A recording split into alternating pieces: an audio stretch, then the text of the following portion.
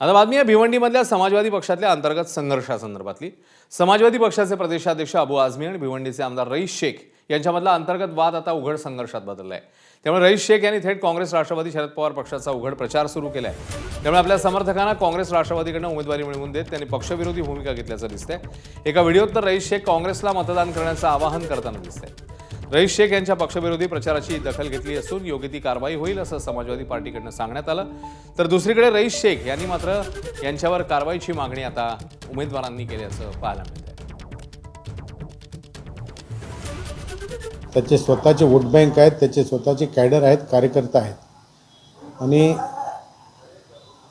म्हणून आता आमदार पक्षाचे प्रचार करतील की नाही करतील हे आम्ही विचार एवढं करत नाही। आम्ही आमच्या कार्यकर्त्यांच्या जीवावर पक्षाचे जे लीडरशिप आहे त्यांच्या मेसेजवर आम्ही आमचा प्रचार प्रसार जोरात सुरू केले आहे आणि भारी प्रमाणात मोठ्या प्रमाणात आम्ही सीट काढणार आहोत। समाजवादी सुप्रीमो एक भी टिकट नहीं देते हैं। आमदार साहब के साथ में जितने भी लोग हैं उनको नाकारा घोषित कर देते हैं, ठीक है। उसके बाद में बॉस ने हमको मतलब ये निशानी तो क्या कोई भी निशानी देते हमको कबूल थी। हमको सिर्फ रईस शेख से मतलब है। इस शहर का जिसने काम किया है हम उनके साथ में है। वो निशानी कोई भी रहेगी, हमको रईस शेख का समर्थन चाहिए और वो है।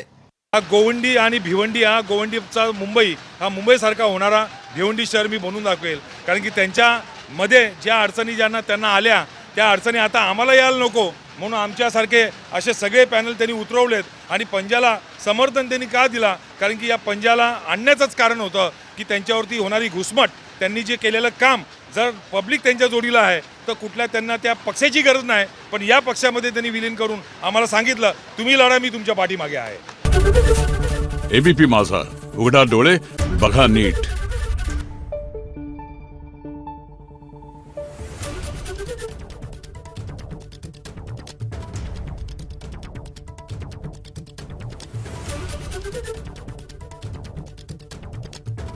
Thank you.